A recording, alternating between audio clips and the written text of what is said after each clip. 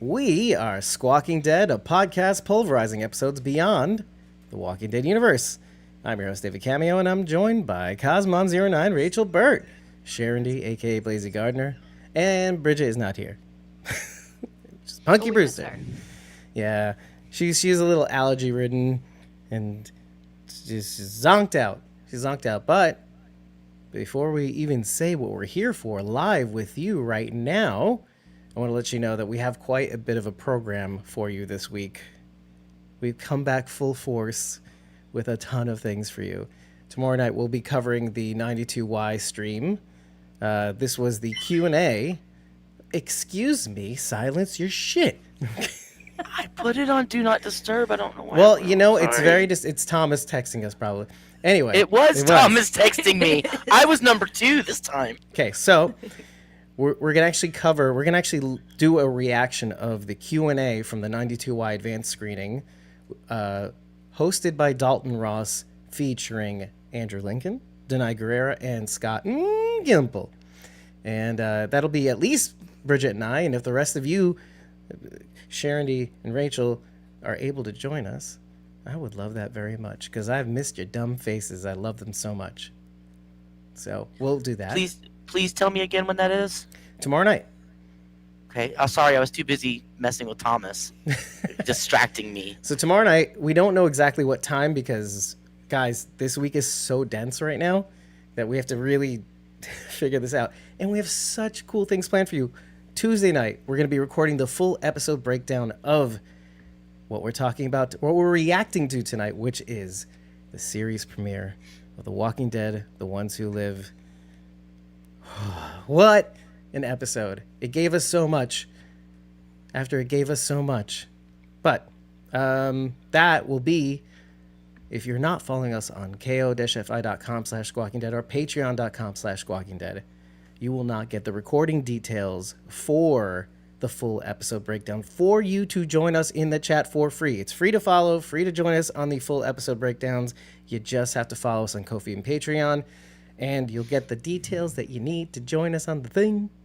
Okay, so with that, everybody, I give it to you folks in just a second. Here. I know it's fantastic. Heather, Felicia, Matthew, Jermaine. Not Thomas. Thomas. Thomas, not Thomas. Here's the problem. Not Thomas, because Thomas was here before. He's like hipster here. He's like here before he was here. So anyway. So yeah. So I wanted to say one more thing before we continue, and I turn it to you, Sharon D and Rachel, for your first impressions. But before I do, thank you, Heather, for this lovely. She sent me a lovely birthday card. Oh. And it's so cool, isn't it? Like a little camping and happy birthday to one of a kind. I got this right. It's a camp. It's a camp. It's a campsite, Thomas. And so I got this right before we left for our anniversary, and I was like in the throes of leaving on was it Wednesday? I think it was.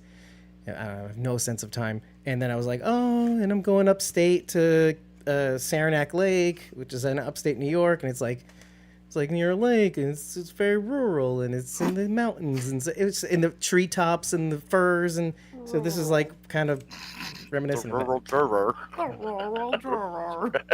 That was all. I didn't hear anything after rural. The rural juror. I am not Sharon D's new dog Otto. So anyway. Also, one more thing before anybody else speaks. Hey, we haven't done this in a while, and occasionally we have to remind everybody that we do, if you do tip us during the stream, the link is in the pinned post, pinned chat in YouTube. But if you tip us, it's ko-fi.com/squawkingdead. Your message will show up on this stream forever, this reaction stream, of which we're not going to be here too long, but we want you guys to guide the chat. Your message will show up forever with your support, and we'll probably post those clips sometime this week, showing how much you love us, and we love you for supporting us, and your support, and you'll see the goal on the bottom. That's our expenses for the year, and hopefully we make it to October, the Walking Dead Day, so to make up all of our expenses. So thank you for your support, and I take it to you, Rachel. your impressions of this episode. You had Oh, you want me to go first? Oh, yeah. I was gonna say Blazy should go first. Girl, you always go first. Okay. And even Sharon will agree to I that. was. Okay. Did you see the eyes rolling? No, you froze up just then. God, even Thomas said I was second. Jeez. Well, that's hipster here. So Hipster. Gosh, I don't know how to say like an initial reaction without like immediately going into like a deep dive. I mean, I thought I loved it. I really did. Okay. Here's what I'm gonna say. I don't blame you, by the way. My brain is just like kind It's a of all lot. over the place because there's so many things I want to talk about, but I need to save like the meatiest bits for Tuesday, right? Because like when we do a full breakdown. So, I purposely stayed away from anything that was even remotely spoilery. That had an electric magnetic field, right? Seriously, I didn't watch a single trailer. I didn't watch Wow. videos. I didn't watch anything posted. I didn't even see like set photos, like nothing. I didn't either. Nothing. I'm with you, Rachel. I watched nothing. I went in really- totally blind, other Yeah. than I knew it was Rick and Michonne. Exactly. That's literally all I knew. Rick and Michonne. That's it. And I am really glad that I did. I enjoyed this so much, and I feel like I honestly watched this so differently than watched any other episode because it was like pure, right? Like I was just watching what was on the screen. I had no biases in my head. I had no like, oh, I saw this picture. I wonder when that's going to show up. Like nothing to guide my thoughts other than what I was seeing on the screen. And I thought it was fantastic for a season opener. We got so many answers to things and still so many questions, which is what I love in an episode. Give us a little bit, but then leave us wanting a little bit more by the end. I think my absolute favorite part of this episode, this was what I was talking about before we came on, what I am so excited That has about nothing to in do with this anything. episode. How did you phrase it? Literally, like I'm going to be the only person that is this excited about this. Unless there are some other Lucifer fans out there. Okay. But fucking Mazikeen. You're gonna have to explain that. See Maze. I know. Anybody who watches Lucifer knows exactly who Mazikeen is. Fucking Maze is the best, one of the best characters. No, it deserves a swear word. It deserves. Okay. She deserves the F-bomb for real. Mazikeen is one of my all-time favorite TV characters. Okay. She is Lucifer's demon right-hand woman. Okay, Is Leslie that Ann Brand. is that the is that Rick's Thorne. partner lady? Thorne. Yeah. Thorne. Okay, On the yeah. show. His So- roommate, I guess. To No, he had a one. His apartment was his own. I guess. Okay. yeah, I don't think they were roommates. It just felt like it. Like they were kindred spirits. Maybe To- like floor mates. Yeah, maybe. To dovetail into what It's a Rachel whole just building said, to himself. she was my favorite part of the episode Yeah. overall. I Oh, yeah. really loved her Really? character. Okay. Yes, I loved her character. It took me a minute to warm up to her, but once she kind of gave Rick the what for, Oh my god. there I was like, okay, I dig this. I dig her. You know, I like strong women, Mm-hmm. and she was a super hard. Yeah, I really liked her a lot. So I'm sorry, Rachel. I didn't mean to interrupt you. I just wanted to That concur was with you. That was it. That was that pretty was the much ceiling. where I was going to wrap it up. Anyway. That's pretty cool. Okay, I didn't know that. That's what I- you're referring to. Cool. I hope. I really hope we see more of her. I do not want this episode to be the only time we see this character. I'm going to be really, really sad because I love Leslie Ann Brandt. She is amazing. Unlike Okafor, which is and Felicia Ray just tipped us $10. Thank you, lovely. Thank you, Felicia. Love you guys. What a day. The Felicia. ones who live. It's finally here. Thank you, Felicia. Yes. So, yeah. So no, I just wanted to say a couple things to what you just said. One, Thomas has been commenting about the time we were there at the 92Y last week watching the advanced screening, and to be there with a whole bunch of people at certain key moments. Like first of all, the what's his name? His name is not Eduardo. It's Esteban. Thank you. Yeah. Played by Frankie Quinones, and all of his lines, laughter, the entire Oh, theater. Okay. But more importantly, all the badass moments, first of all, Rick even just showing up on the screen for the first time is everybody's going crazy. Yeah. But at the end, nobody could like if there were words after them seeing each other, and there weren't. Because I had to watch the episode again because I thought maybe there were. Nobody could hear him. That's it. Nobody could hear him. They saw everybody was like dying. Everybody was happy. I was happy. But I was surprised. Same. Actually. Same. Yeah. Oh, I very thought much. I thought the first 2 episodes would have been like his perspective. And then I thought maybe at the third episode we'd see them come together. Right. I honestly thought it was going to be the entire season of them looking for each other. Oh. Yeah. And that's Which right. Yeah. Go ahead. Which, let me say, my first impressions was I was not segue. super excited to watch this. Okay. The same way I felt about Beforehand. Daryl Dixon, right, Yeah. beforehand. Yeah. I was like, okay, I'm gonna watch it, Mhm. and I felt the same way about Daryl Dixon, which I ended up loving. Well, and I'm gonna explain be why. honest, it was much deeper than I thought it was gonna be. I mean, I know we joked about it a lot, but I really just thought it was gonna be a bunch of Daryl grunting and killing walkers. Like, you know, I And we were just didn't so see blown it. away. Yeah. I just did right. I didn't see it having such a great, deep story. Right. so much And, substance to it. Yeah. This episode, it really took me a while to get into it. At the beginning, I was like, I mean, I was like, okay, CRM, blah blah blah, whatever. And then Rick in the hotel room. You know, the most interesting part of it to me with Rick in the hotel room was, I'm like, oh shit, they got wind turbines. You know, that's pretty cool. Yeah. Sorry, I forgot. But I just wasn't that excited. But that really started to turn around when I said Thorne gave Rick the shutdown there, and that kind of really piqued my attention and got me into it a lot more. Someone talk back to Rick Grimes? Okay.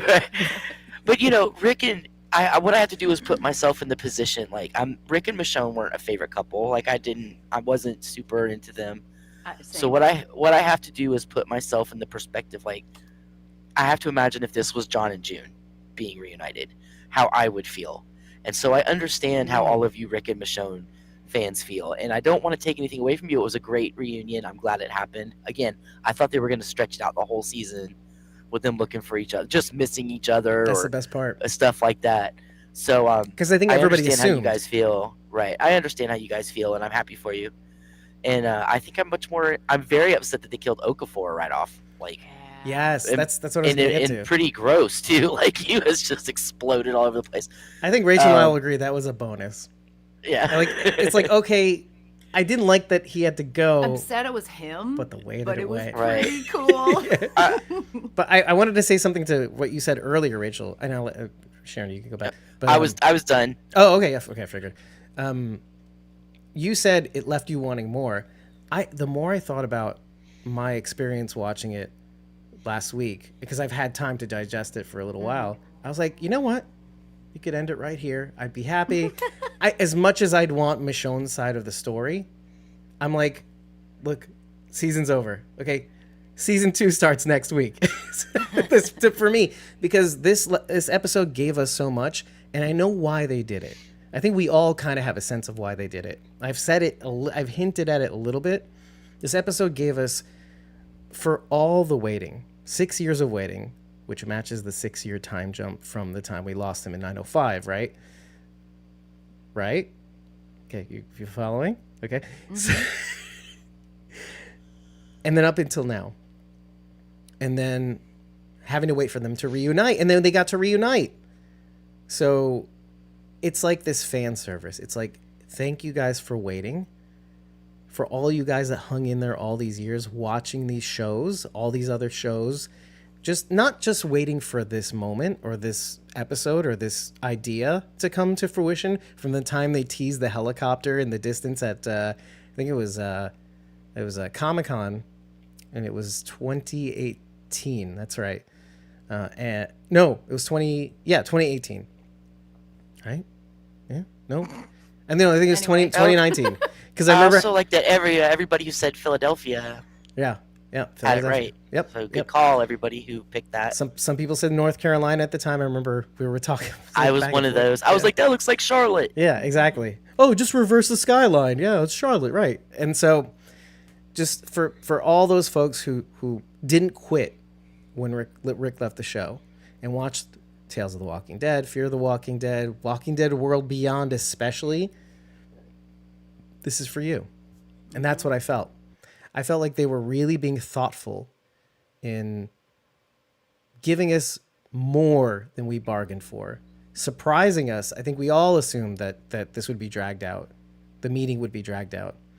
But anyway, I'm going to turn it over to the chat because I know that Thomas had mentioned earlier that, oh, did you catch the titles for the first 3 episodes? Yes, I did catch. It was Years Gone By, BYE, instead of, is it BY would be Years Gone By, or to reflect the pilot, which Passage is of Time, yeah. Days Gone By was the pilot, wasn't it? Mm-hmm. Yeah, so there you go. All right, so you were just talking about World Beyond, and Felicia, I had kind of the same feel. Okay, so Felicia said, am I the only one who was hoping to see Silas? I can't be alone, right? And Heather Jenks says, oh my God, Silas is my fave. What's funny, the second time I watched it was with Eric, and because I wanted to get his opinion on everything too, because he's been a little bit out of the loop. He didn't watch any of the World Beyond stuff, so I had to fill in a couple of the gaps. But I was saying I'm not going to expect it because I don't want to be let down in the long run here, but it would be really cool to see Silas at some point with all of this heavy CRM storyline. And I mean, obviously there's a link to Jadis, and we know he's sort of like with Jadis right now. Clompers. It would be awesome to see Silas again. Well, I mean, yeah, he was timeline wise, the only way Silas would have been a viable person to show up would have been at the very end when they were in the now timeline, because the past timeline they were showing of Rick was about the time, apparently right before they took out Omaha, right, or took out Campus Colony in Omaha, right, because they mentioned Campus Colony in Omaha. Yep. So we know that the timeline 5-6 years, so it had to be right about there. So it would definitely be possible to see him in the now, right, now timeline. Yeah, I will say even this much, and I probably bring this up more tomorrow, the night after, is that I believe the mission, Okafor mentions a mission to ready a settlement, and I think he's doing that at the time. And I think that settlement might have been the one that they're all at in New York. I'm not 100% certain. I'm going to give it a better look, and I'll write down the exact lines, because this is a reaction stream. We're reacting to the episode. We're not writing down notes. But he mentioned something about preparing something in the Northeast. I had a different theory on that, and yeah, we'll save that meaty chunk for Tuesday, because just a teaser. When he said that, it was very quick in passing, and then I went, oh, and I have a very different theory than you do. So Thomas says, where is this timeline in Fear the Walking Dead time? Is that what it says? He's just trying to screw with us because we hate timelines. Right? I don't. I like timelines. Not when it comes to the Walking Dead. Timelines.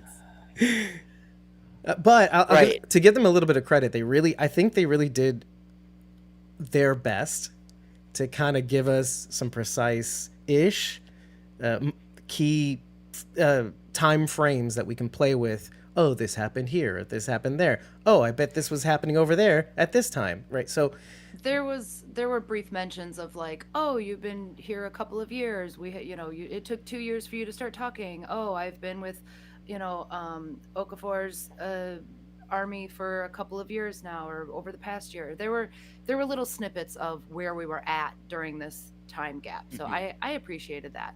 Right. Oh, it was thoughtful enough, but not precise enough to piss us off. Right. I know you guys caught the Art of Peace. Oh yeah. That he handed. Oh, for sure. Yeah. Jumping into the Cold War and then showing the Art of Peace. I didn't catch the titles. I didn't catch the titles of the other two. I didn't stop and zoom in on them, but they were very hard to see. I was gonna say, I don't know if you could. It was so dark in that scene. Right, right. Well, you could tell. I see it because the cover of the art piece has the Ouroboros sort of Right. in It's like the calligraphy. yeah. So, yeah, which is a dragon technically, but yeah. Okay, so Felicia said I mean to highlight Omaha. It just feels inevitable. I'm hoping right for Silas. Right. These kids are so amazing for the world beyond IMHO. They deserve some more fan service. Yes, but you know what they did, and I'll say this out loud. They did mention that there may be a crossover character. Wasn't very specific about from where. Could be Agent Clompers, Silas, aka Silas. So you never know. But They everybody's just like, said that there may be a crossover character from some other show, but didn't. exactly, didn't specify. That just gives everybody hope that it's going to be one of their favorite characters And showing most up. people, So Yeah. it could. go ahead. Could be So it could June. be like Judith. It could be Judith. Could be June. Well, yeah, I guess June could be impressed into the CRM as a nurse. It could be June. Who knows? It could so. be. Wow. Sharon with the hook shot. Most people theorizing Morgan, but I think that's I mean, from I would rather see Silas than Morgan. Thomas said dog, and I'm totally down with that. Ooh, It could yeah. be dog. Yeah. Oh, Heath. Yes, Thomas. right. Thomas says Heath. Yeah. Heath. Walking Dead Eternal says Morgan, and Felicia says Heath too. Yeah. Dwight. Skidmark. But hey, I'm thinking. Skid mark. I'm just thinking. Let's just take a step back. Maybe it's Silas. He is a crossover character technically, so and he would be in this. it would piss a lot of people off because I didn't watch. Well, World maybe Beyond. Not maybe me. they I'd meant be very Jadis. happy. It could be Jadis. Well, no, Jada. Well, I suppose, and that would be a cheap way out too. World Beyond and The Walking Dead. So Madison. So if it's Madison, I will quit watching immediately. That will be it. I don't care. No, Bye. I'll watch. Madison's dead. I'll Madison's watch. dead. So we don't have to delve too deep into this, but I did have a passing thought while I was watching this, and I was trying to like remember everything. How much, if at all, do you think Rick is aware of Jadis's involvement in his rescue? Do you think he knows anything about who or why or how he ended up where he did? I can say maybe one thing. Let's just say he does know that she saved him, right? The fact that he hasn't mentioned her or said anything about her or even thought about her means something not so great happened. Or if you remember World Beyond, is that what you're gonna say? No, I was gonna say there's a part where Okafor says, "Lucky you have a friend in high places." That's the line. Maybe that's Judith. I mean, Judith. Maybe that's Jadis. That's That would be that's the something. line that made me think that. But his response to that was, "Oh, we're friends now." So he immediately was talking about Okafor. Right. That's what I was thinking as That well. was that Right, was his but immediate maybe response to that. Okafor didn't mean that. You know what I mean? Or maybe Rick was like, "Well, it's you, but maybe it's Jadis too." Could Well, be. but I mean, I can't agree or disagree with anything. The only reason I lean Sure. more away from that is because the conversation he has with Beale later, that Okafor made a compelling argument to keep Rick around. So really, it was Okafor. it the whole was time. Okafor that made sure he wasn't a B or like killed Or like an A. Well, or a nothing. Yeah, like you said, or nothing. erased. Yeah, But didn't Jadis say she had a B she when did. they took him? She did. She Mhm. called him a B. And he Yeah. was technically Uh, originally because he was not. A's are technically just soldiers. I mean, Let's put it that way. well, I A, thought the A's were A's the were ones. leaders. A's are the ones who are the leaders. Yeah. but leaders that are sent out. This is Okafor's word. Leaders who they eliminate to not be a threat. Right. Right. Well, but I guess they mean specifically So- because he reiterates. He puts a fine point on it and he says these are people that we send out to die. Now that could be also soldiers too. Soldiers are sent out into the world and they're But my feeling was they send them out because they're threats, because they're leaders, and they can lead people away from the CRM and make people rebel against the CRM. So I they wasn't thinking that so eliminate the leaders, and then they just keep the worker drones who are just smart enough. What does George Carlin say? They want people who are just smart enough to run the machines, but not smart enough to rebel. Yeah. That's what they want. So they get rid of the A's, which Rick is, but Jadis said he was a B to save his life, because if they If she said, "Oh, he's an A," they would have eliminated him, turned him into a walker or something. Okay. So, but Okafor recognized pretty quickly that he was actually an A, right, but kept right. him down As a so that B. he Well, he kind of kept himself down, and really. Same thing with Thorn, Yeah. right? Yeah. Thomas made a good point. He says that Jadis talked to Rick in the helicopter when he was being airlifted away, and I do remember that scene, but it was also pretty traumatic, and he may or may not remember that. That's what I was thinking. He was in and out of it. Yeah. But you know what? I always, my assumption, and this is my assumption, I'm not basing this on reality, but like it's Jadis. I feel like Jadis would be the kind of person who would stay there, just stick around by his bedside just to go, yeah, that was me. I did that. Right? Like, do you get that impression from her? Like, remember this later. Thanks. Personality wise, yes, I could see her wanting to do that, but I also think she, whatever she was doing for CRM, she had to do her duty and get back to her job. It's a fair point. You know what I mean? That's a fair point. But in the back of her mind, she probably was like, yeah, I want him to know it was me. Yeah. So you could pay me a favor, Rick Grimes. I don't know why she talks like this, but it's fine. She goes like, no, I don't know. Some really good points in the chat. Yeah, she talked to him. Okay, the conversation. Okay. He knows Jada saved him. Thomas says A's are the ones they kill. I'm still, because like Okafor, this is like something you really have to go down and examine. Okafor has some amazing dialogue. This is what's his name? Tate? Craig Tate is the actor. Yet. Yeah. Okay. So, I mean, amazing. Just, they gave him such great dialogue. And so I just really want to examine the A's because I think it's a little open-ended, meaning like, yeah, they go out to be killed, but they could be, he mentions specifically soldiers. And so basically people that aren't graced to be a part of the B's, which is just the survivors, which is succinctly put by, I think it was Chris Ray. B's are the one who just survive. Yeah, and like you said, just smart enough to run the machines, right? Yeah. And Heather said, I thought A's were going to the lab, which could also be a possibility. Exactly, go out and be killed. A line. Yeah. Well, they turn them into walkers. Yeah, right. And I don't think an experiment on them.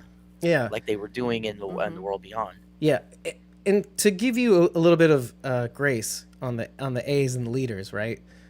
Even Rick mentions, if I'm the kind of person who thinks for myself, so not necessarily leaders, but like just follow the beat of their own drum, and I'm not meant to be here,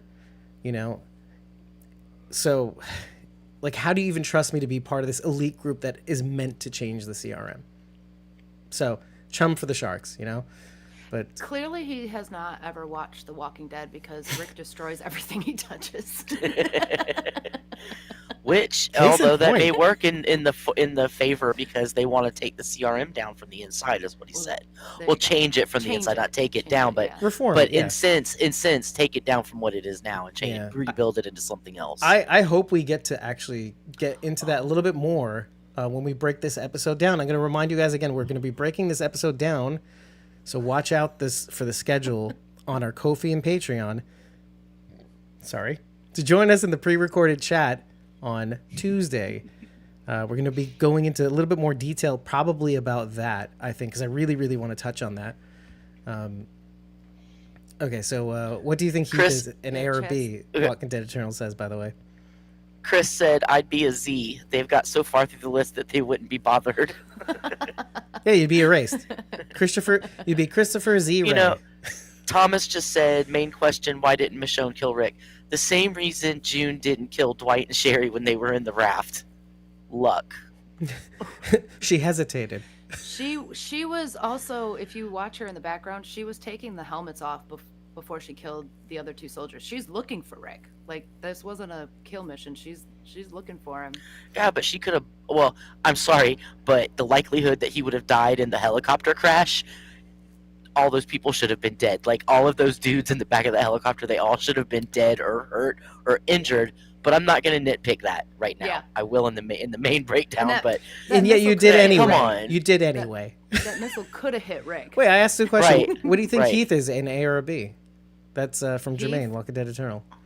Is Heath an A or a B? Heath's a B. A B. Yeah, I'd say a B also. He's a B. Who knows what's happened in the last years? We don't know how far back this goes. What's 6-year time jump plus what? A year, 2? No, 2 years at least. So 8 years. Who knows what what he is?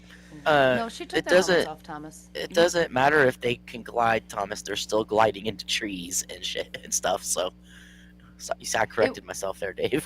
It was a big risk, but I think Michonne has watched The Walking Dead. She knows Rick can survive anything. He's not Morgan. I mean, so far. I'm looking at my clock. He's still alive. My clock, my hair clock, my hair watch.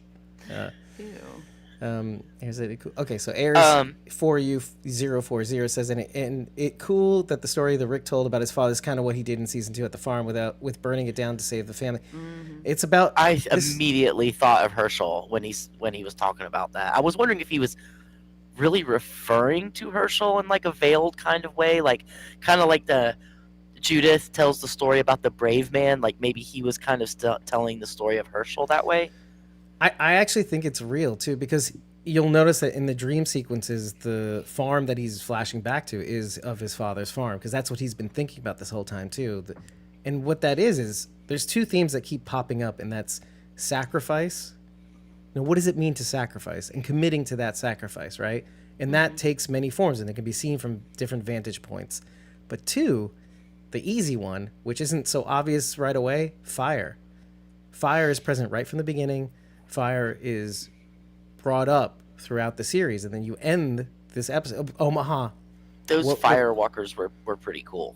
Great like effect. Glowing ember walkers were pretty cool. Watching Omaha in flames, fire, right? Okay, and at the end, oh boy, Okafor. But yeah, fire at the end as well. And whatever that cool weapon is, we saw a little taste of that in the teasers, which I know you didn't watch. I didn't watch them. I will give you nothing more than just that. But for those who have, you can see the other point of view in the teasers, which I'm very excited to see. So I made a note. This made me think of it when we were talking about the burning walkers in the beginning. I made a note while I was watching that scene when Rick chops his arm off and then has to cauterize it. I wrote, Rick is quieter cutting off his own arm and cauterizing it than Felix was laying down the walkers. Here's a question though: would sticking your bloody arm into walkers, like, wouldn't that be? I know they're on fire, but would that automatic? I mean, I don't know. I'm just saying. The only thing I can think is that it looked more like char, like embers, like charred remains, but it still had to be like somewhat gooey. Right? Although I was going, are you gonna cauterize that or what? Like, please do something. You were gonna bleed out. Okay, I think he was working on it, guys. But come on, but let's also focus on that. Because he knocked the first walker over. There was a walker right after he cut it off. There was a walker. You cut your arm off and see how you act. It over. Just saying. Well, listen. So if Merle could do it, Rick can do it. I wanted to just highlight that walker. Like, we always say this every now and again. Like, okay, Walking Dead World Beyond, how the walkers are imbued in the scenery, right? And how beautiful that looked, right? And we bring up the theme of fire. Wasn't it really cool to see yet another version of a walker that we haven't seen? Like, a type of walker we haven't seen before. And that is what I'm referring to, is the walker we see on fire that he plunges his recently severed wrist into. Charcoal walkers. But just seeing the last moments of it, like, it's still trying to go until that last moment. Just wonderful that we got to see that. I love. I don't know what it is. Eyes and mouth were like glowing. So macabre. Like, I don't know what it is with my brain. I get so excited when I see something new, and yet it's like, oh, it's the last remaining moments of its undead life, and even the last remaining moments of someone's life too. It's really bizarre to think about from the other side of reality, of like how disturbing it must be for somebody else to hear that. I like to watch the light go out in their dead or undead eyes. So, or live eyes. You guys know how I feel about dream sequences? I don't, but let's enlighten the audience. I hate it in dreams, for one thing. Okay, gotcha. So this dream sequence thing has got me so suspicious. I am like, please. You're talking about the moments with Rick and Michonne in like the campus. Right. I'm like, it's so going to be a Dallas situation where like they're going to wake up and in the dream sequence he's having with him and Michonne is like the reality, and you know he was in a coma and he dreamed this whole thing That wouldn't do that's this going entire on, universe. No. right? And I mean that's what I was thinking as I'm watching him have these dream sequences. I'm like, please, no. Well, actually, so we'll talk about this actually more tomorrow night when we do the live stream reacting to the Q&A. Who shot RG? Who shot RJ Grimes? No. Anyway, so we'll talk about that more tomorrow night when we do the reaction to the 92Y Q&A, because there's a specific reason for why those sequences are there. And not only that, I don't know if you've noticed, and if you're watching this for the first time, you might not have, but those scenes reflect what's happening in waking life as well. The big building and the horizon, the big blue building and the horizon. Are you happy where you are? Rick is kind of like, I'm miserable, right? He's saying all the things. They're both saying all the things, actually, from their point of view of where they are in life, in a very nebulous way, but it's reflecting their current reality. But in their own way, like, okay, the letters exchanged at the end of The Walking Dead, the series finale, that also is them explaining where they are as well. And so this dream sequence is kind of like the same thing. They're communicating. I'm not saying telepathically, but I think it's more of a narrative element for us to show where they're at in a single point of focus, which is kind of, I'm a story guy. I like narrative elements. I like show, don't tell. It's like another way to show, don't tell. This is how we're feeling right now. Even though we're apart, we're thinking, we're showing you where we're at in a shared space, which is, love it. Gall, Dave, dark. Yeah, I know. I like watching the light go out in people's eyes. Anyway. Okay, so airs 4U040. Does the CRM know about the Commonwealth? What do you guys think? How can they not? How can they not? I agree. How can they not? Did you notice on the map? I'm sorry, on the map. No. In the opening sequence in the map, they showed the radiation area in Texas. There was a radiation symbol down in Texas. It had Omaha, Portland, and then radiation in Texas. So if they know about that, they've got to know about the Commonwealth. Well, why haven't they taken them out then? The Commonwealth? Well, because they're not a threat. Right.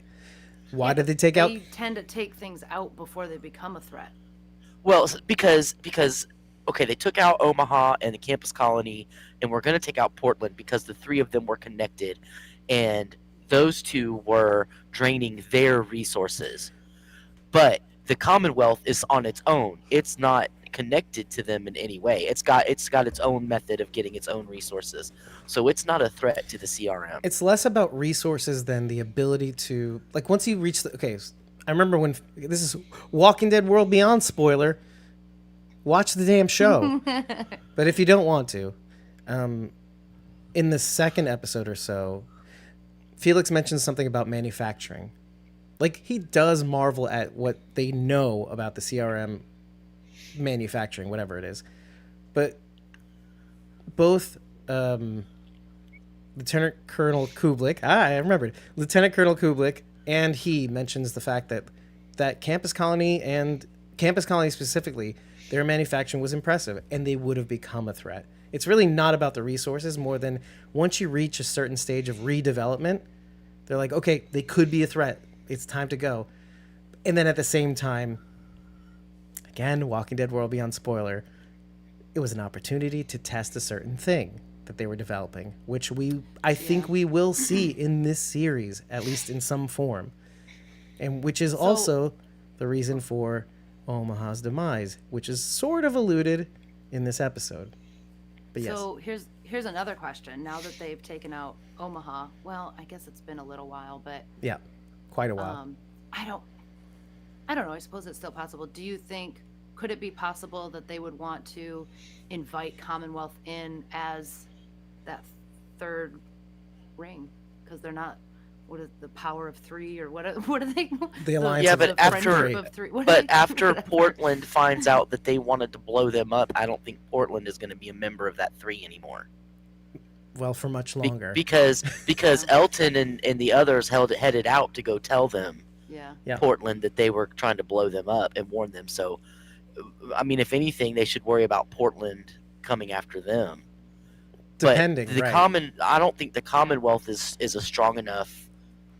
They're not strong enough. I mean, I don't think they're strong enough to cause a threat. No, they can barely. I'm not saying they can barely hang on, but I will say that I think they're not developed enough.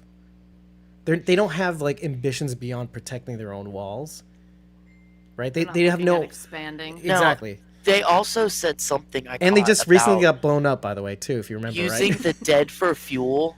So I wonder if they are also getting methane. If that's why they haven't taken out New York, is because they're getting methane from New York, or they have people coming to like show or run their stuff or something. I don't know, but either way, I noticed that they were talking about that, and of course that was the whole thing that they wanted the lady at the end. I don't remember her name. Oh yeah, we called her Smokey. We don't really know her name.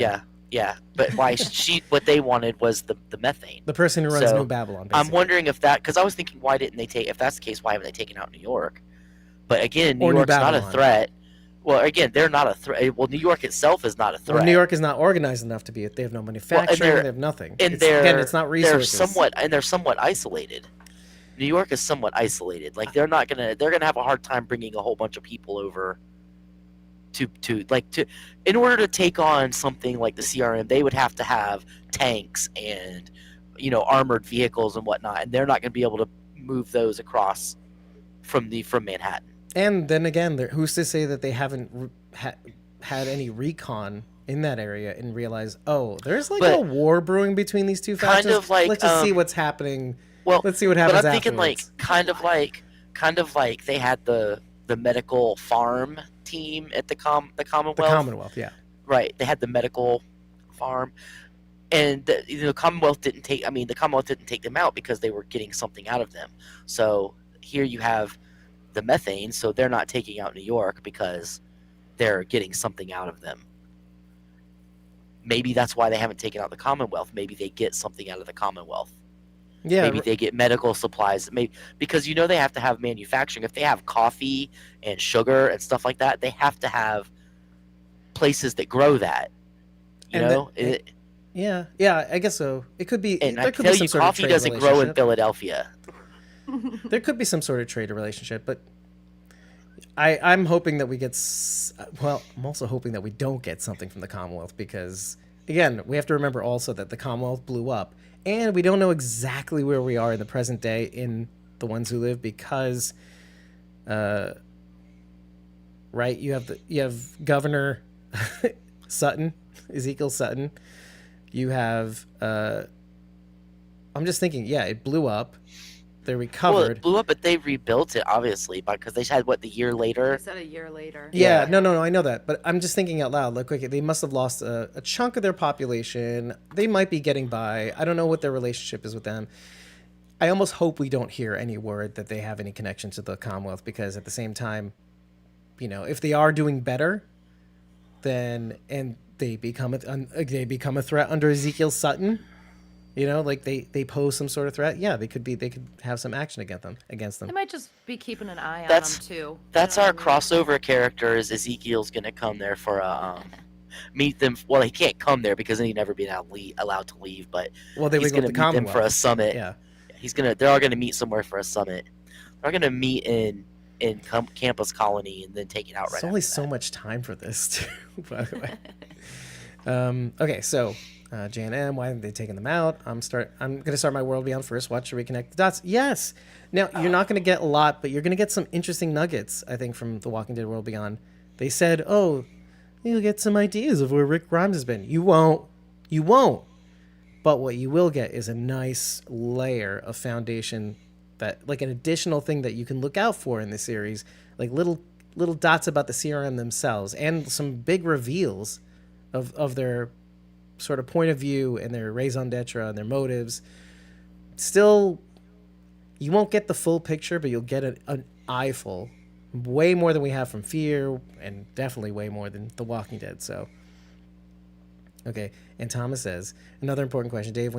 When I saw you after the premiere and the panel, you were standing on top of a table. Why? I was standing on top of a chair because you know what? I'm short, and I wanted to see, and I pointed it out to you because apparently you care about such things. He also asked me when should I be ready for tomorrow night's live stream.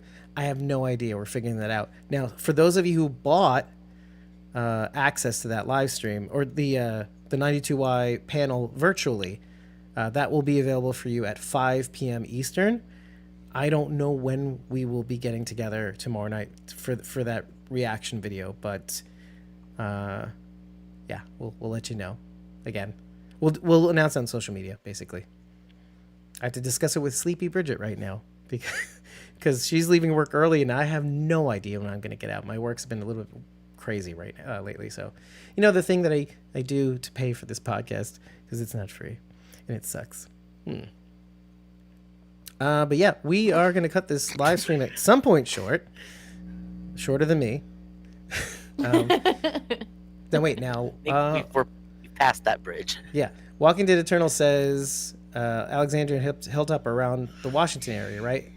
Yeah, Virginia, Washington. It's in the same general region, yes. Which, yeah, Philly would be only a couple hours away. By horse, it's several hours away. So, Mr. Tater 1022, I'm with Pink Hair Lady.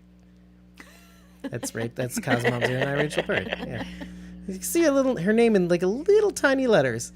Yeah, and Janet is telling Alexandria. Chris Ray says a whole lot of loose ends that I don't think they're going to achieve unless we get a second season. Kirsten Acuna had said that something similar too. By the way, there's only so much for a season. Airs 4U040. I'm so invested in the decision Rick is going to have to make with him finding Michonne that he's going to try to escape, go back to the CRM, etc. I am actually very intrigued by that, by the way. I'm wondering if Okafor has any influence on Rick. Not anymore. But I wonder. He says something like the very last thing he says when you get to that point where you swear by the sword, don't let it take. And like the term he uses, the sword, and then Michonne comes in with her sword. I mean, I know he doesn't mean the same thing, but it's spooky. He knew all about Michonne. Maybe he does know about the sword. Well, that's the other thing that I wanted to talk about.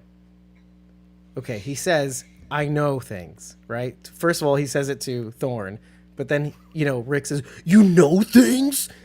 and then I mean, I guess that proves that they do know about the Commonwealth in Alexandria if they know where Michonne, because he kind of alluded to, I know I can go there and take out the people that you love. Basically. Well, less the Commonwealth than about Michonne, because Michonne and the iPhone is pre-Commonwealth. So, but who knows? But still, the main thing I wanted to... What's that? Yeah, I was agreeing with you because Michonne was gone by then. Wait, now, so here's the thing. Michonne still gets the iPhone and the boots.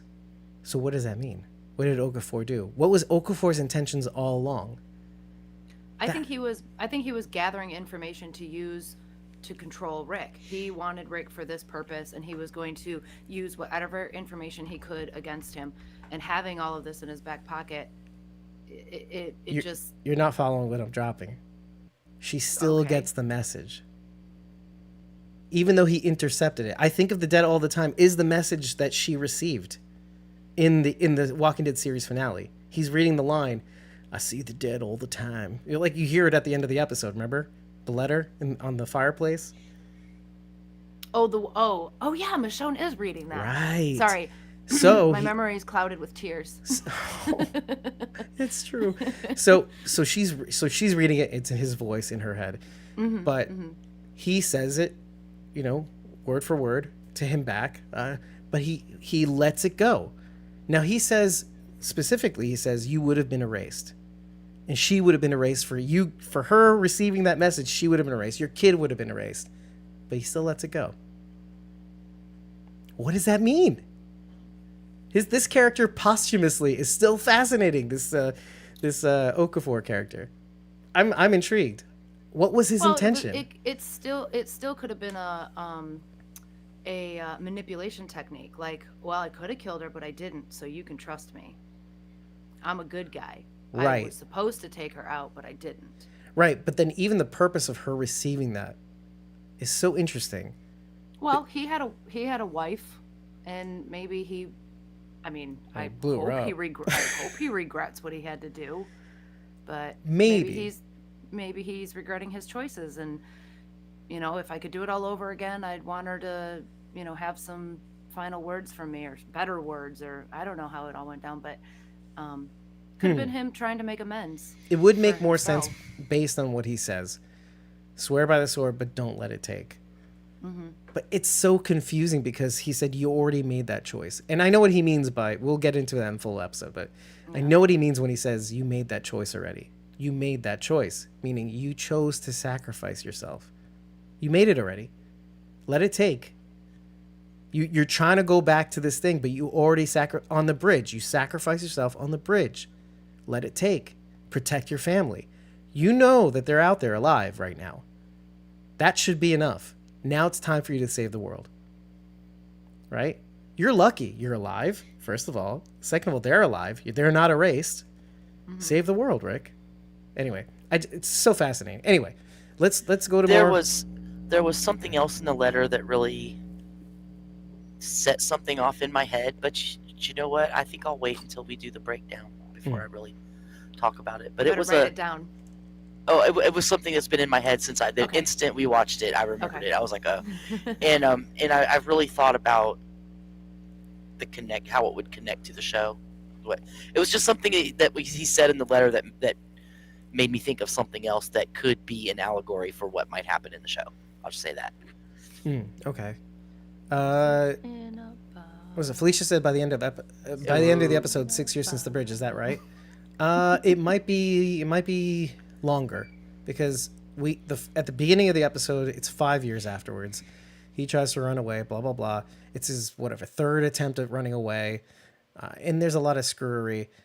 He gets on board. He trains. It could be 2 years after that. So I'm not entirely sure exactly what. We might get more of a lock on it when we do the full episode breakdown.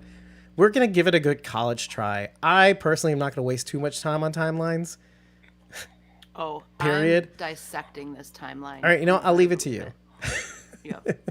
Okay, Judith is this age, but it's anyway. It's getting harder though because she's not a baby anymore. I like know. It was easier when she was younger. Yeah, and we'll talk a little bit more about that too because she's in a new movie. But we'll Blumhouse. But we'll keep going. No, not Blumhouse. That's something. It's imaginary with Tom Paine. Anyway, Jan M says it would be a lot involved in connecting season 11 Commonwealth story with the ones who live. Yeah, that's what I'm saying. Imagine if money grew on trees in Philadelphia in the CRM area. That'd be funny. Who knows? But then again, they have a lot of renewable energy, including walkers. That's pretty short. Yeah, I know. And wind turbines. Oh, Heather says goodbye. Good night, everyone. Bye, Heather. We'll see you very soon. Mr. Trader 1022, pretty pink hair lady. Stop letting them mansplain. It's my shtick. It's my shtick. That's what I do. It's a known gimmick. I'm gonna keep mansplaining myself. It's mansplaining is anyway. Thomas says Rachel's diarrhea is hereditary. It's in the genes. It's not the one who lives. It's not the one who lives. Rick still has the Okafor in his hair. Yeah, I think Rick has Okafor in his hair, on his body, in his face. Probably a little bit in his mouth. In his mouth. Josh Pineda says I really like the new Ones Who Live show. You know what? I think we're all on the same page. Does anybody not like this first episode? I know you guys are nitpicking on little things like helicopter crashes and stuff like that, but still, who cares? There's always There's always something to pick at. I mean, I said at the beginning that I was not super excited to watch this. That's why it took me all afternoon to get around to doing it, and I was like, eh. But once I got into it, and it took me a while to get into it, but once I did, it piqued my interest. Yeah. Am I crazy about it? Like, am I gonna? Oh, I can't wait. I'm not really like that with this show. Again, because they're not my favorites, but Rachel's I can enjoy watching it. No, I was scratching my ear. No, yeah, I'm taking it. I'm mansplaining. It's fine. Creepy and cute chop. Hi, ladies. Hi. Yeah, Chris said he had a lot of iPhones. Oh, I'm definitely not seeing everything. Well, yeah. I mean, if you're looking Thomas, if Garrett were in it, he'd be a walker, so I'm not super excited about that either. Oh, there's Kira, the ones who live with Tito. Hey guys, I miss you. Yeah, so we miss you too, and I hope you got our little private messages because we want to do things with you. Yeah, and Thomas is a giant liar. Yeah, we were not talking bad about you at any point ever. We never do. We make it seem like we do, but we really don't. We don't even make it seem like we do. Mr. No, Tater. we make it seem like we do here, but like behind the scenes, we're like, oh, Thomas, such a great guy, Thomas. He's a bit of a dick, but again, we make it seem like we do here. Language, Dave. But Dick is like a Richard. Anyway, Thomas Richard O'Mara. Mr. Tater 1022, which is funny because you said Dick and then we got Tater. Never mind. Okay.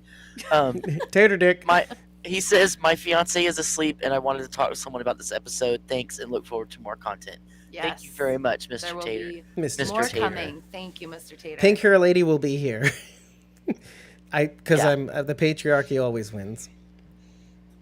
And David will continue mansplaining everything after I've said it in the clearest terms possible. Exactly. He will go back and say, in fact, what she really meant was... What she really means is that I will continue to explain things in a mansplaining way. Exactly. After she just explained it now. We're like doing mansplainception right now. It's like I'm mansplaining. I say things very clearly, and then Dave has to add 4,000 words. Yeah, I have to add 4,000 more. That say the same thing you just said. 4,000 more lines. The same thing. Exactly. Okay, let's see. I didn't know that Frenchie was. I'm flashing to Grease that the pretty pink-haired lady is Frenchie. Come on, Rachel. Yeah. Oh, and she was. I didn't drop out of beauty school though. I completed it. Wait, is this from what is it again? Grease? Grease. Yeah. Kids. Listen, people here. There are young people in this audience. Kids. I'm like, that's not okay. There are children here, and they don't know what they don't. Even us saying Grease, they're like, "Well, Grease, like as an elbow grease." I'm sorry, no. Nobody says that. No, Grease is a universal. It is not. That is an ageless classic. No. Everybody knows who Grease is. Gen Z, Gen Y, and no, I'm sure some I'm of sure Gen they X do. doesn't know. What Nope, Grease is.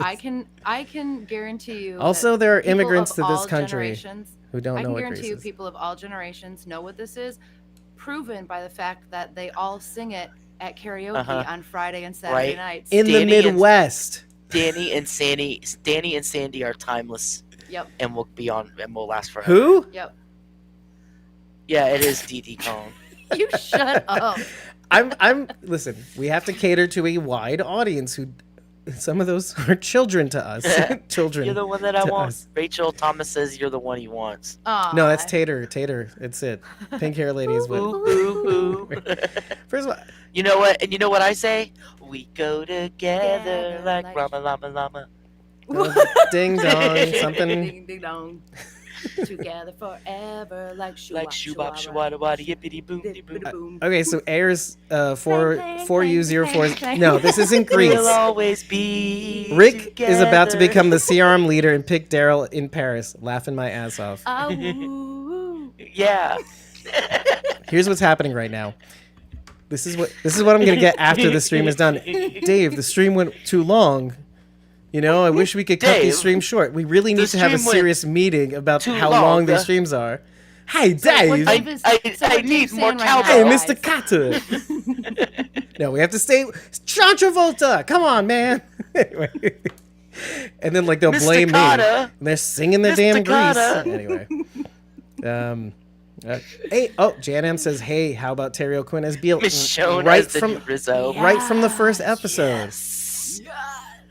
Yes. Michonne is really... I'm trying to say something here, and you know what? There's a lot of femsplaining. Fem bullying. Can you see Michonne saying to Rick, I'm like a defective typewriter? Oh. You know, here's the thing.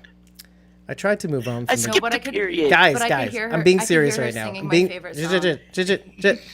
serious right now.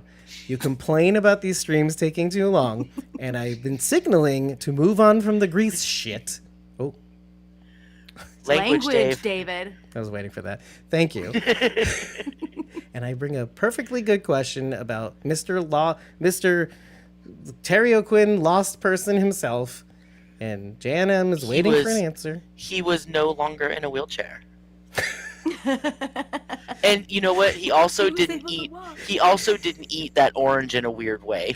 And then he didn't also bring up the two pebbles. There's a light Yeah. and the dark side. He didn't play any backgammon. It was Chinese checkers, wasn't it? It Yeah. was backgammon. Was it backgammon? I think it was the two. Yes. It was a go, right? Korean go? I don't know. Okay. Well, Rachel, what about the chat? I thought you'd be a chat guy. Oh yeah, they're like going all over the place. Where do we? Oh no. Okay. Da da da da da da da. Michonne as the new Rizzo. Yeah, right, guys. God damn it! You're all against me. Thomas said he saw the smoke monster in the background, which I saw a few smoke monsters. That's what took down Yeah. Omaha, right? The smoke monster. Wasn't the guy who played Mr. Echo named Akiofor in real life? I'm just kidding. He's not. It's like I forget his name, but it's not that. No, Mr. Echo was the guy who just recently passed. Oh no, that was Abaddon. I'm confusing Echo with Abaddon. Do you remember Abaddon? Oh no, that was. Oh my god, it's not Lost. I'm thinking Fringe. Oh, Anyway. Fringe. I watched. I stopped watching Lost after like 2 or 3 seasons. I can't remember now. We really But I need to watched do a Fringe. rewatch, Rachel, because now Of Lost. I'm removed Fringe enough was from good. Lost that I feel like I can watch it again without Yeah. dying inside like I did with the finale. I have all first the time. seasons on Nice. Blu-ray. It's on Hulu. It's or always been on Hulu. Freeview. By the It's way. on Freevee or Hulu or something. Takira I've wants been- to know what she missed that we already talked about. Not much. Takira, Everything. Just a we reaction talked- episode, Just really. reactions. Just initial Grease. reactions. Tell us what you loved about the opening episode and how you felt about it. Yeah. Where you see it going. And Jan, Yes, Jan M. We keep talking about it, but we haven't done it. She said they've been thinking about doing a Lost rewatch. It's been several years. We keep talking about it, but we just haven't had time to do it. well, had we to do talk Game about a of lot Thrones of things, though. To be fair, the Boys, House of the Dragon, maybe even Game of Thrones. No, we're not doing Game. I don't think we're gonna do Game of Thrones. I would love to do Game of Thrones as a rewatch. Beast. Jan also says, by the way, he really plays a kind of intimidating character really well. What do you guys think of? What's your impression of Major General Beale? Major General Beale. I just get so annoying when they say General Beale. It's Major General. I feel like he thinks he has his finger on the pulse, but maybe he really doesn't. Because like when he asked Rick, "Is Okafor up to anything?" and Rick was like, "No." And like I feel like maybe Major General Beale kind of believed him, but of course Rick was lying. So I'm gonna save my thoughts on the full episode because it's something we could really dig into. I think. Oh, for sure. That would be a much longer discussion, but my initial reaction of Beale is I think he really thinks he's doing things for a greater good. Fair. I don't Like he's see genuine him in like I don't see him as an evil guy. He might be a bad guy, but I think his intentions are what he thinks are pure. I think he thinks he's doing the right thing. I didn't think of this until just now, but I see a mirror of Rick in both Okafor and Major General Beale. Because left to his own devices, Rick would have been Major General Beale, and then there's Okafor, which is kind of like a Shane in a way. Well, Rick is the guy who would. The light and dark. Rick is the guy who would be the leader, but he's also the guy who would take out the leaders, right? Because he did that before. He took out leaders in order to be safe, but he also took several leaders in and fostered them. Right. Michonne was a leader. You know, he took leaders in and fostered them, but he also took them out when he felt like he had to. Well, and just like Okafor, When they opposed him or slept with his wife. but just like Okafor, Rick nurtured the leader in Michonne that she could be, right? So it is interesting. You can see Rick in at least these two characters, if not even Thorne. Why not? I did everything, biting somebody's neck out. Like Thorne seems like somebody who could bite somebody's neck out and make their carotid artery squirt blood everywhere. I really liked her. Oh, Rachel froze. More Maze. Sorry. Say that again. I was just fangirling over. I need more Maze. I need more of her on screen. Okay, I'm a little bit behind, but okay. So. Oh, Tater says, by the way, where are the quote unquote variants? Man, it's the first episode, man. Ooh. For a minute, I swear, when Okafor exploded in the helicopter, for a minute I thought they had shot him with the head exploding stuff from Daryl Dixon. Remember? Because when they shot the first walker, it made his head explode. And that was what I thought at first, when it first happened, was that somehow he had gotten some of that crazy walker stuff in I him, see what and you it mean. made his head explode. The serum to make the walkers aggressive. Right. That was what I thought at first. Gotcha. But, yeah. So I love that. Go ahead. No, sorry. Go ahead. It's fine. Well, I was just Takira sent in some of her initial thoughts. So Takira says,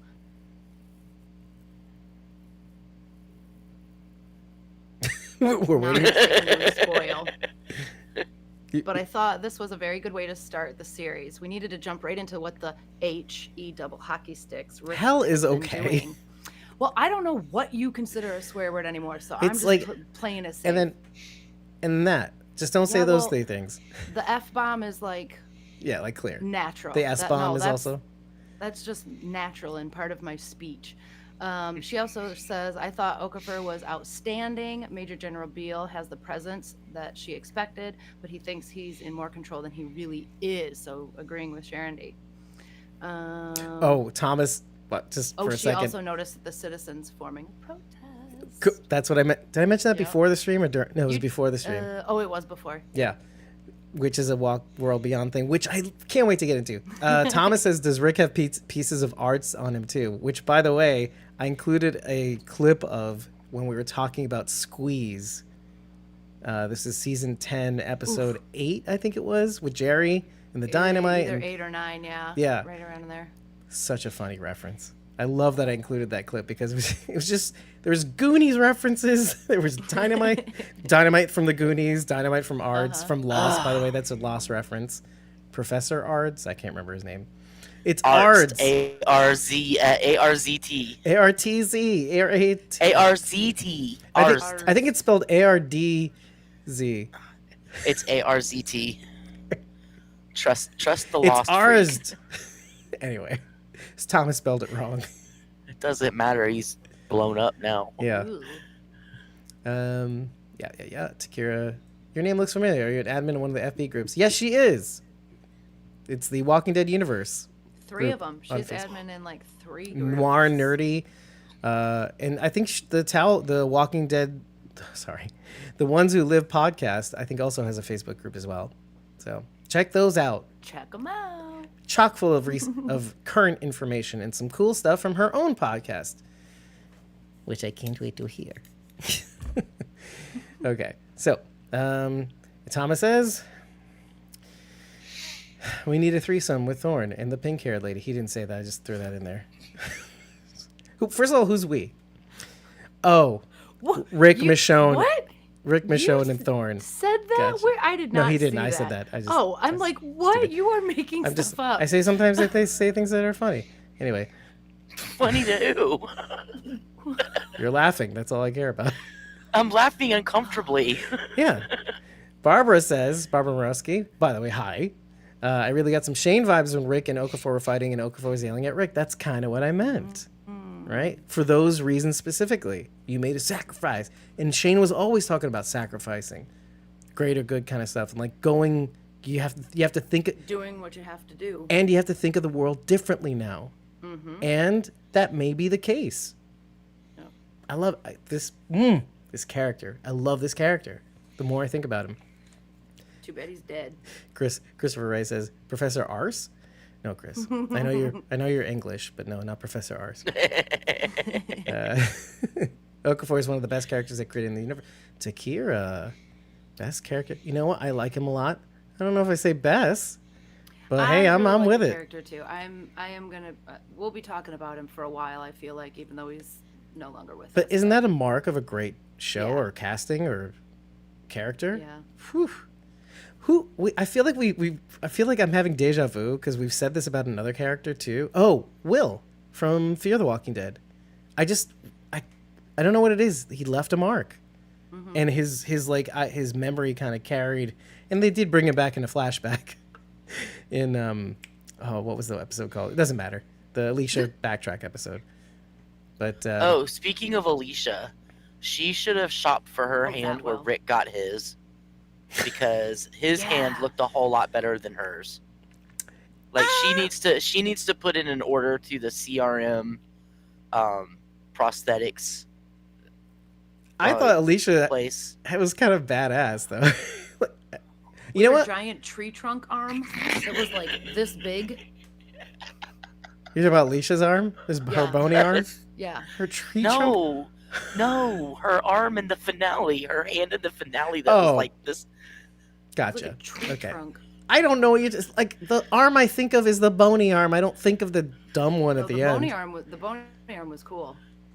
The tree trunk arm. Because it had the blades on it too. Yeah. Cool. Yeah. Yeah, if you compare Rick's metal arm with her bony arm, which one's cooler? And I know Rachel would choose the bony arm. Now we have to add Rick's hand to the list of pile hands. Of other Why hands. did we glide past that reaction? Because for all the times they faked us out in The Walking Dead about Rick's hand. Oh, I got my hand cut. Oh, there's walkers smeared all over the blood on my hand. It's definitely going to get cut off. It's not getting cut off. And then like blah, blah, blah. They wasted no 3 time. 3 seconds in. Yeah. Which, by the way, smart. Because I don't know if they like, for those of us who watched the teasers and said, wait, does he have an arm? Is his arm cut off? People freaking out. They're going, well, here it looks like he's flapping his arm in the, in the teaser. It's like blurry, and his arm was really funny, like because he's swinging something. Anyway, people were freaking out, and then the latest, the longer teaser that came out just before, like maybe 3 weeks or something before the premiere, you got almost a clear view of like the Stumpy Stump from the time they were at the detritus facility, I like that they basically have him doing the same job they had Silas doing. Don't we all? But not for long. So like it's like another thing. Okay, I wanted to talk about this too. How they were like selling the merch from his consignee jacket and all this stuff, and he ends up being there for like 2 seconds too. It's so funny, and everybody's Listen, I'm sorry. I know I'm taking a little bit too much joy from this I'm not a cosplayer. Cosplayers, I apologize, but I think it's just a little funny that he's in that jacket for like not even a third of the way through the episode, and he's never gonna wear it again. Never gonna wear it again. Cool jacket, but I don't know. This is funny. It's funny. Yes. Thomas, I hope we see Tobias. That's the crossover character. It's gonna be Tobias. Tobias is an A. Yes, Tobias is an A. By the way, Ayers 4U040 asks a very good question. How long? What was that? How long has Michonne been gone? I don't know. I had like a thing, and anyway, how long has Michonne been gone? You're gonna say how hungry? How hungry is Michonne? I don't know. I don't know how long since she got the letter, left The Walking Dead in what was the episode called? Best episode. Anyway, in season 10. Oh, you mean the one with the weird freaking dream sequence? Yeah, Who Are You Now or something. No, what was it called again? I forget. Anyway, it doesn't matter. Right. Another episode I hated. I don't like dream sequences. It's like less of a dream sequence than her being very high on Jimson weed, which we've learned. I don't mind them as long as they don't take up too much of the episode. I also don't like dream sequences no. I'm okay with dream sequences-ish sort of scenarios. What I don't like is ghosts. Ghosts are like the worst. It's such an easy way out of a lot of things. Except when you're Morgan and you're crazy. Then it's okay. White gown Lori walking around the prison. Crazy, yeah. That's a good example. Yeah. Anyway. I'm trying to think besides then. By the way, everybody loves Aaron's arm way better than Rick's. Oh, yeah. Aaron's arm is... Except for Josh. The best arm. Josh is like, Rick's arm's the best. Like he says, I like Rick's new arm. You know what? Is it posters for... I'm sorry, people forgetting this wrong. Is it posters for communist things or whatever that has the fist. fist? Yeah. That's exactly what Rick's hand yeah. looks like. It's like workers of the The world fist that unite. sticks up. Yeah. Yeah. Yeah, maybe Tobias will show up. In Dreams was awesome, Thomas says, by the way. You should know that. Anyway, I think we're going to end this right here. We're all dropping like flies. We're talking about Grease sometimes, and now they're going to start singing. So with that, everybody, listen, again, I say this the third time. Follow us for free on either Ko-fi or Patreon so that you can get the schedule for our full episode breakdown. It's free to attend our recordings. Now, I want to warn you, it's not always going to be the case. Hopefully, our screeners will come in this week. And what we're planning on doing is doing a lot of pre-recorded episodes closed because obviously we can't talk about things in the chat that you have not seen yet. But what I think we're going to do is after we've recorded our episodes, we will be, for those who tip us and for those who join a membership tier on either Ko-fi or Patreon, we will make those conversations available to you after we've done recording them, the full unedited versions of those podcasts, so that with big spoiler warnings, we're going to tell you, big spoiler, this is something you haven't seen. If you, fair warning, all ye who enter here, that you will be getting spoiler conversations. After that, we can't stop you, and we still want to give you something extra, obviously. And this is going to probably apply more for people like Kira, who does have spoilers. So, again, we'll make those conversations available to you. You can pin them for when those episodes come out, and you can get the full unedited conversation on Ko-fi or Patreon. But no, yes, they're giving us screeners, Thomas. Yeah, why? If you have to ask, you're a piece of S. You're a piece of S, you MFer. Everybody got really quiet. Anyway, it's got really scary right now. You've never seen me angry before. Wasn't it so angry? Dave angry. You won't like Dave when he angry. Arr. So Jan asks what's going on here tomorrow night. Tomorrow night we're gonna be doing the we're gonna be reacting to the Q&A from last week that they did at the 92Y for the advanced screening. And the day after, we're gonna record our full episode breakdown of this very episode, where we get into the nitty gritty, some of the details that you or me or somebody else may have missed, and we're gonna get our notes out. And I'm gonna make at least my notes available also on Ko-fi and Patreon for those who back us. It's gonna be chock full of references that we're never gonna get to, but we make them available so that you at least know that we meant to. And they're little extra tidbits that may or may not even be in the blog. Who knows? But in case you're wondering, and stop laughing. Thank you so much for joining us tonight for this reaction video, which will be in our audio-only podcast on Spotify and all the platforms, along with the full episode breakdown for you. Thanks so much for being here. And some of you new people, I'm so glad to see you, by the way. Jan, yes, it was awesome to have so many people show up. Mr. Tater. Bug Tater. 1022. Mansplaining. And Felicia stayed the entire night. And with Chris, too, by the way. Thanks, everybody, for joining us, except for Thomas. He joined us before his hipster joined us. And Josh Pineda. And we'll see you all very, very soon. Chock full of content. And I'm hoping that with the screeners, that we may avail ourselves of more interviews from the cast. And we have so many cool things coming that they're already in the pipe.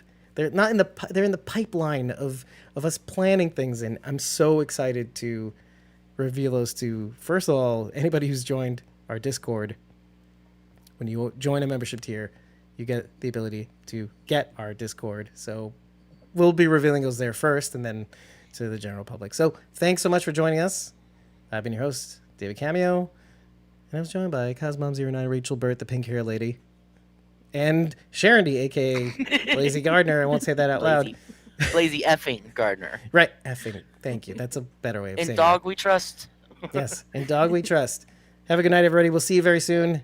Thank you for joining us, and good night. Get excited. There's 5 more episodes to go. Amazing episodes. See you later, Al.